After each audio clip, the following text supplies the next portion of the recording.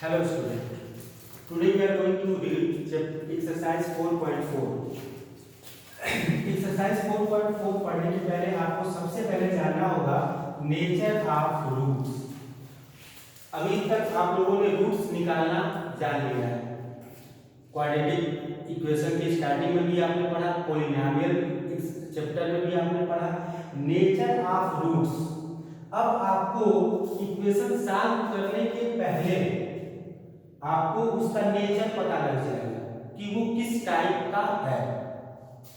जैसे आपको लिखा हुआ है two distinct real roots if b square minus 4ac is greater than 0। मतलब कल आपने क्वाड्रेटिक फार्मूला यूज किया था तो उसमें आया था एक term b square minus 4ac। तो b स्क्वायर माइनस 4ac एक टर्म आया था, तो उसको अगर हम पहले सॉल्व कर लेते हैं तो अगर वो वैल्यू 0 से बड़ी आ जाती है तब उसका नेचर कैसा होगा? तो नेचर होगा टू डिस्टिंक्ट रियल रूट, मतलब दोनों रूट जो होंगे वो रियल होंगे और डिफरेंट होंगे। यहां दूसरी कंडीशन देखिए टू इक्वल रियल रूट्स। अगर b square minus 4ac is equal to 0 हो तो उस केस में दोनों जो रूट्स होंगे वो इक्वल होंगे। जैसे आपने एक्सरसाइज 4.3 में जब आप कंप्लीटिंग द स्क्वायर मेथड और क्या कहते हैं कि क्वाड्रेटिक फार्मूला यूज किया था तो उसमें पहले क्वेश्चन का थर्ड जो पार्ट था उसका एक ही रूट आ रहा था। वहां अगर चेक करेंगे तो वहां आप यही पाएंगे कि b स्क्वायर माइनस 4ac जो है वो 0 के इक्वल है। इसलिए नेक्स्ट है नो रियल रूट्स, कोई भी रियल रूट नहीं आएगा। कब? जब b स्क्वायर माइनस 4ac की वैल्यू 0 से कम होगी। ये सब नेचर बताते हैं। इक्वेशन को सॉल्व करने के पहले आपको नेचर का पता लग सकता है, वो इन फार्मूलों से पता लगेगा। b स्क्वायर माइनस 4ac की वैल्यू अगर बड़ी हो गई 0 से, मतलब b स्क्वायर माइनस 4ac की वैल्यू 1 2 3 4 5 एंड सो ऑन, ये सारी चीजें आएंगी। तो उस केस में क्या होगा? टू डिफरेंट रियल रूट, दोनों रूट आएंगे वो डिफरेंट होंगे। अगर b स्क्वायर माइनस 4ac की वैल्यू 0 के इक्वल हो गई तो उस केस में b स्क्वायर माइनस 4ac की वैल्यू 0 के इक्वल हो गई तो दोनों रूट क्या होंगे? इक्वल। नेक्स्ट है, ये आप जानते हैं कि इसकी वैल्यू अगर 0 से कम आ गई। आइए एग्जांपल के द्वारा इसको देखते हैं। आप एक्सरसाइज 4.4 के पहले क्वेश्चन में आइए, लिखा हुआ find the nature of roots of the following quadratic equation if the real root exist, find them. अगर वो रियल रूट होंगे तो आप उसे पता करेंगे। मींस क्या होगा कि सबसे पहले आपको नेचर पता करना है। नेचर पता करेंगे, नेचर जब पता कर लेंगे तो आपको बताना है अगर रियल रूट, देखिए इस केस में रियल है और इस केस में रियल है, अगर दोनों रूट रियल आ रहे हैं तो आप उसका आंसर सॉल्व करेंगे। नहीं तो अगर नो रियल रूट आया तो आप इसको सॉल्व नहीं करेंगे। तो इन दोनों वाले केस वाले क्वेश्चनों को सॉल्व करेंगे। आइए हम एक क्वेश्चन को लेते हैं। क्वेश्चन फर्स्ट पार्ट देखिए, लिखा हुआ है 2x square minus 3x plus 5 is equal to 0। ये आपको दिया है। अब यहां सबसे पहले हमको क्या पता करना है? नेचर। तो नेचर पता करने के लिए क्या पता करेंगे? b square minus 4ac, b square minus 4ac is equal to, अब आपको मालूम है कि कौन सी वैल्यू किसकी है? यहां a की वैल्यू कितनी है? a की वैल्यू 2 है। b की वैल्यू कितनी है? तो b की वैल्यू -3 है। c की वैल्यू 5 है। तो यहां आपको a, b और c की वैल्यू मिल चुकी है। तो आइए b स्क्वायर मींस -3 का स्क्वायर माइनस 4, a की वैल्यू 2 है और c की वैल्यू क्या है? 5 है। यही है हमारे पास जो क्वेश्चन था 2x square minus 3x plus 5, a की वैल्यू 2, b की वैल्यू -3, c की value 5, b square minus 4ac सबसे पहले हमें पता करना है जिससे कि हमें नेचर के बारे में पता लगेगा।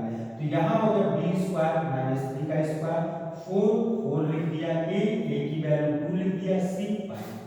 यहाँ आपके पास हो जाएगा -3 का स्क्वायर, ये क्या होगा 9 -4 2 जा 8 और 8 5 जा 14।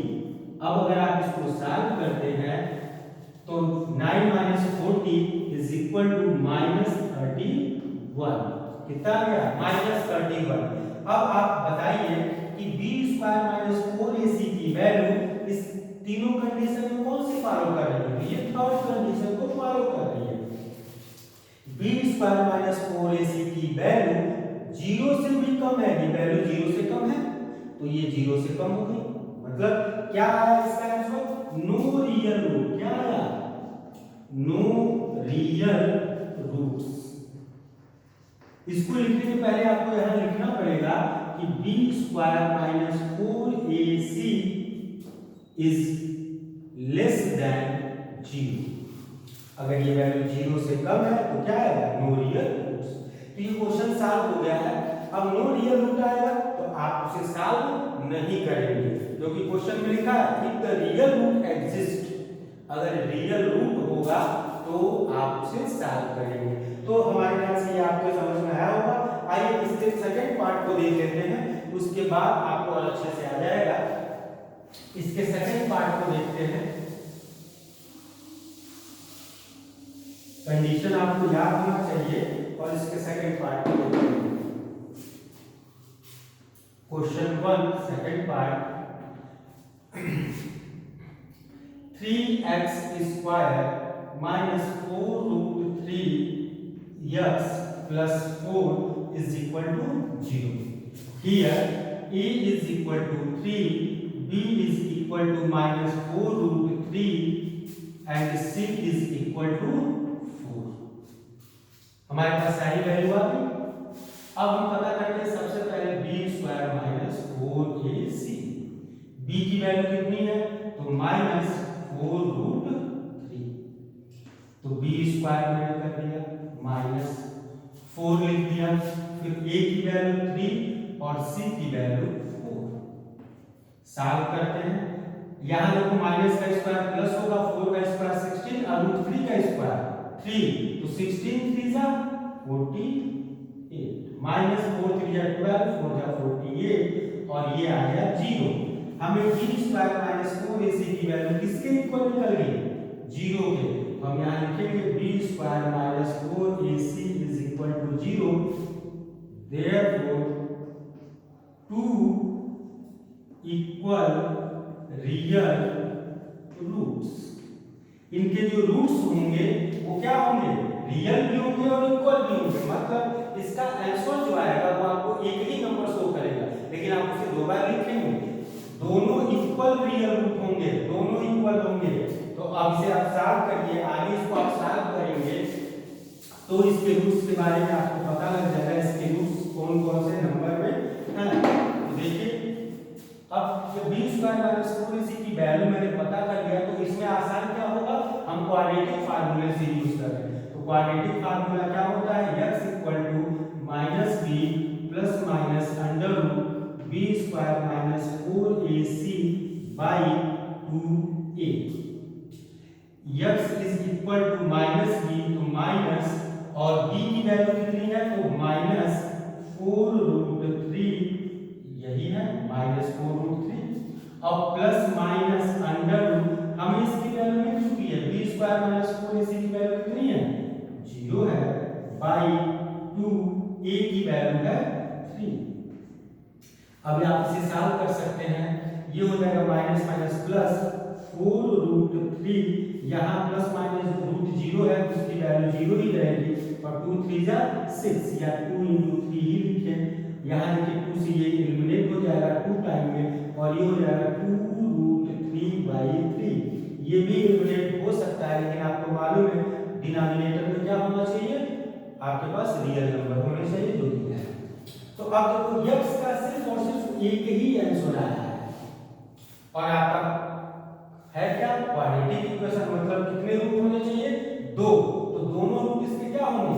इसके आंसर को ऐसे आप लिख सकते हैं 2√3/3 और दूसरा भी क्या होगा? 2√3/3। ये दोनों रूट क्या है? थर्ड पार्ट को आप कर लेंगे। क्वेश्चन नंबर 2 में कह रहा है फाइंड द वैल्यू ऑफ के की वैल्यू को बताइए। लिखा है so that they have two equal. अब आपको कंडीशन लगानी है टू इक्वल रियल रूट की। टू इक्वल रियल रूट की क्या कंडीशन होती है? B square minus 4ac। मतलब इन दोनों क्वेश्चनों में आप B square minus 4ac equal to 0 put करेंगे और आएगा आपका आंसर। आइए देखते हैं क्वेश्चन नंबर 2। इसमें दो पार्ट दिए गए हैं। पहला पार्ट आसान है, मैं आपको सेकंड पार्ट को बता देता हूं। क्वेश्चन नंबर 2 सेकंड पार्ट कि x in bracket x minus 2 plus 6 is equal to 0।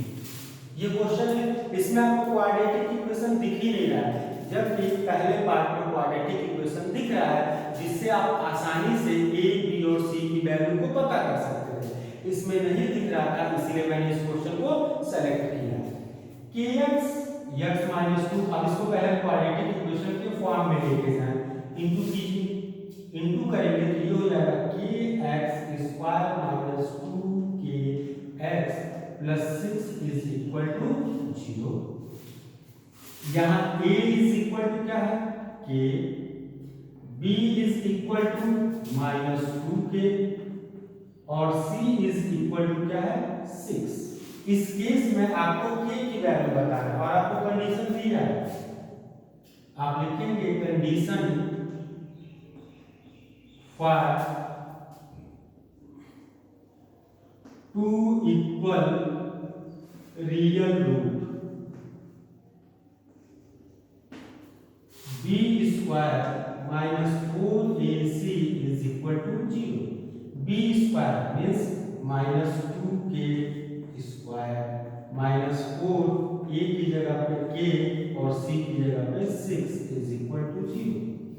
Minus का स्क्वायर करेंगे प्लस 2 का स्क्वायर 4k स्क्वायर माइनस 4 6 या 24k इज इक्वल टू 0। इसमें आप फैक्टर कॉमन ले लीजिए, 4k आपको कॉमन मिल रहा है और यहाँ जाएगा k minus 6 is equal to 0। इसके दो फैक्टर दिख रहे हैं। अब यहाँ से आप वैल्यू को पता कर सकते हैं कि क्या होगा।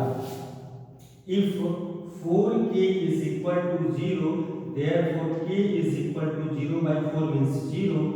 If k minus 6 is equal to 0, तो k की वैल्यू क्या आ गई? 6। ये आपका आंसर होगा। k की वैल्यू अगर 0 ले जाए तो अगर k की वैल्यू आप 0 ले लेते हैं तो ये क्वाड्रेटिक इक्वेशन होगा ही नहीं, इसलिए इस वैल्यू को आप नहीं लेंगे और इसका आंसर क्या आएगा? k is equal to 6। ये भी चीजें चेक करनी होती है कि k की वैल्यू अगर मान ली 2 आंसर से 2 आ गया तो k की वैल्यू 0 पे क्या ये एग्जिस्ट कर रहा है? तो k की वैल्यू जब 0 यहाँ रखोगे तो ये आपका टर्म ही गायब हो गया। जब टर्म गायब हो गया मतलब ये एग्जिस्ट नहीं कर रहा है, k का आंसर क्या होगा? 6।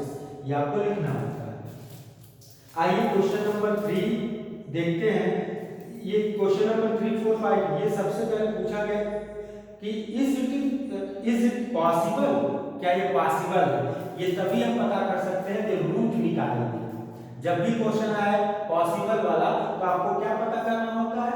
आपको पता करना होता है उसका नेचर। अगर नेचर आ गया लेस देन 0, 0 से कम आ गया तब तो पॉसिबल नहीं है, और अगर मोर देन 0 या इक्वल टू 0 अगर आ गया तो उस दोनों केस में आप एग्जिस्ट करते हैं। तो आइए क्वेश्चन नंबर 3 को देखते हैं। लिखा है is it possible to design a rectangular mango grove whose length is twice its breadth and its area is 800।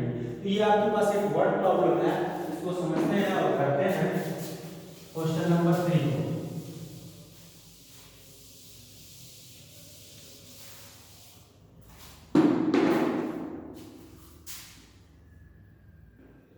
Question लिखा हुआ है rectangular mango grove whose length is twice its breadth। Breadth से twice है इसकी length, पहले breath को पता करें तो ये हो जाएगा let breadth of rectangular mango growth जो भी लिखा हुआ आप लिख सकते हैं,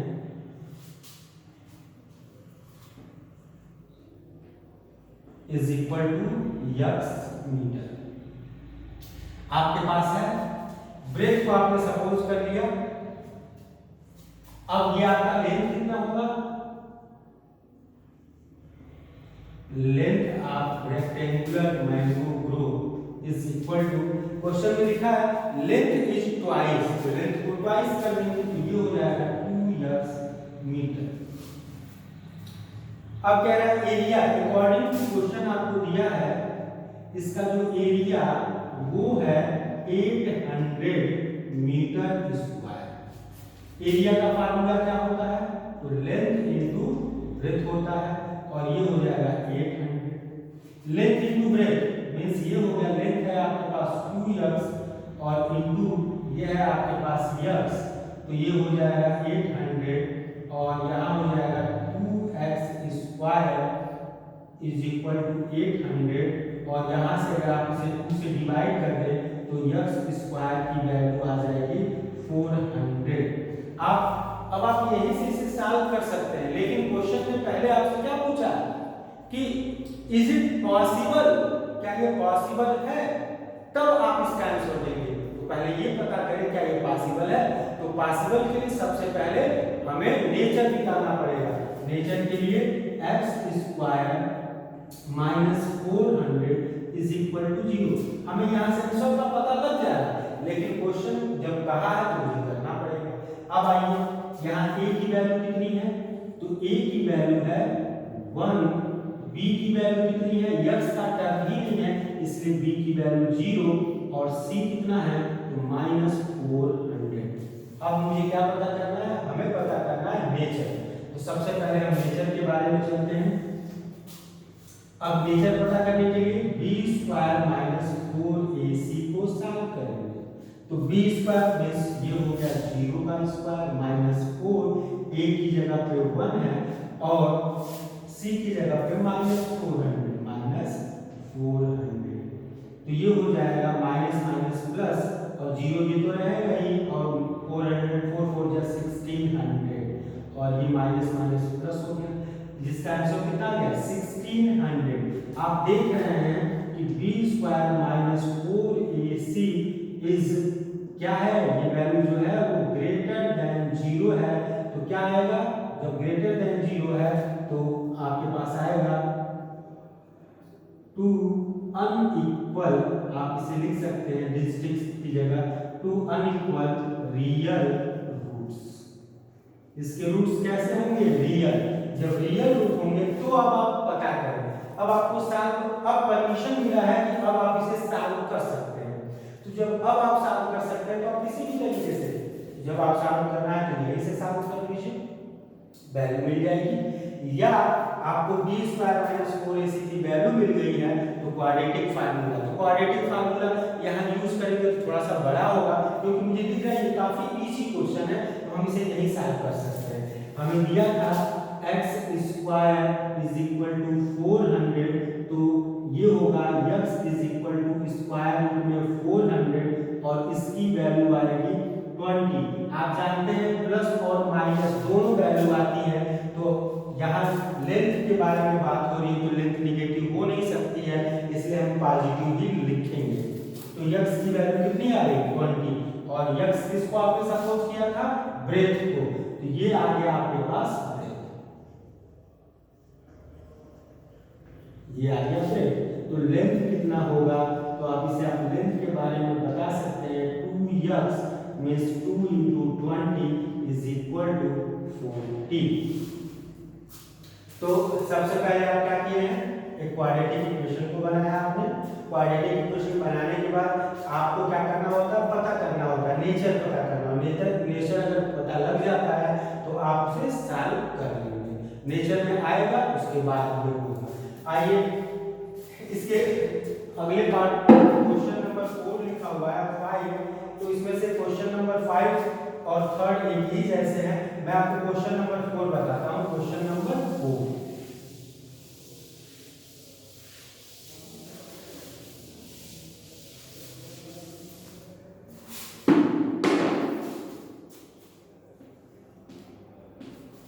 question number 4, is the following situation possible? क्या ये सिचुएशन पॉसिबल है? इफ सो, यदि है तो डिटरमाइन देयर प्रेजेंट एज, उनके प्रेजेंट एज को डिटरमाइन कीजिए। आइए देखते हैं। The sum of the age of two friend, दो फ्रेंड की एज का सम दिया हुआ है 20 ईयर। तो दो फ्रेंड है जिनकी एज का सम दिया है, ये फर्स्ट फ्रेंड, ये सेकंड फ्रेंड, इन दोनों की एज का सम आपको दिया है 20 year.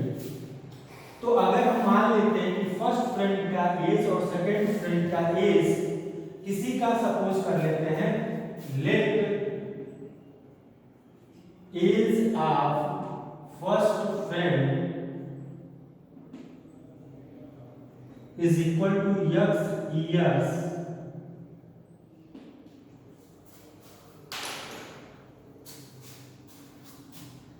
so age of second friend। अब यहाँ पे x आपने रख दिया, जो आप ट्रांसफर करेंगे तो क्या होगा, ये ट्रांसफर कीजिए x को, तो क्या होगा 20 माइनस x, ये हो जाएगा 20 माइनस x। हमको x के टर्म में दोनों फ्रेंड की एज पता लग गई। क्वेश्चन में कह रहा 4 ईयर एगो, चलिए 4 ईयर एगो चलते हैं। 4 years ago age of first friend, पहले फ्रेंड की क्या एज होगी, तो ये हो जाएगा x माइनस ईयर्स, आप कंटिन्यू रखेंगे। 4 years ago age of second friend, ये हो जाएगा 20 minus years minus 4 is equal to 20 minus 4 16 minus years, ये हो गया। अब लिखा हुआ है the product of their ages according to question, product of their ages, तो x माइनस 4 ये फर्स्ट फ्रेंड का है और ये सेकंड फ्रेंड का है, इन दोनों का एज का जो प्रोडक्ट है वो कितना है 48। सॉल्व कर लेते हैं। 16 में x का इंटू होगा 16x, x में x का माइनस x स्क्वायर, माइनस 4 से इंटू करेंगे तो माइनस 64 और माइनस माइनस प्लस 4x, एक बार चेक कर लीजिए, x से 16 में 16x, x और ये minus x square minus 64 plus 4x equal to 48। यहाँ देखिए माइनस x स्क्वायर 4x और 16 ये हो जाएगा 20x और minus 64 minus 48 is equal to 0, ये होगा minus x square plus 20x, minus और माइनस दोनों माइनस साइन के साथ ऐड होंगे, 8 4 12 और 6 4 10 1 11 इज इक्वल टू 0। यहाँ आप आगे देख रहे हैं माइनस साइन, इसको प्लस कर लिया जाए तो उसे लिखा जा सकता और x स्क्वायर प्लस, सॉरी यहाँ प्लस है इसलिए ये चेंज होगा तो माइनस 20x और प्लस 112 इज इक्वल टू 0। हमने क्वाड्रेटिक इक्वेशन फॉर्म कर दिया। अब इसे हम चेक करेंगे क्या ये एग्जिस्ट करता है या नहीं। तो इसके लिए आपको क्या करना होगा, इसके लिए आपको सबसे पहले b स्क्वायर माइनस 4ac की वैल्यू को पता करनी होगी। तो आइए पता करते हैं, b square minus 4ac is equal to, यहाँ a की वैल्यू 1, b की वैल्यू माइनस 20 और c की वैल्यू 112 पता करते हैं। तो b स्क्वायर मीन्स माइनस 20 का स्क्वायर माइनस 4, तो 4 a की वैल्यू है आपके पास 1 और c की वैल्यू है 112। यहाँ करेंगे तो ये हो जाएगा 400 माइनस इसका जब इंटू करेंगे तो 448 और ये आएगा माइनस 48। तो आपको इससे नेचर का पता लग रहा है कि b square minus 4ac is less than 0। अगर ये 0 से कम है तो क्या होगा, नो रियल रूट। अब इस क्वेश्चन को आप सॉल्व नहीं करेंगे, नो रियल रूट्स। तो तो आप यहाँ तक समझ लिए। क्वेश्चन नंबर 5 आपको दे दिया गया प्रूव करने के लिए।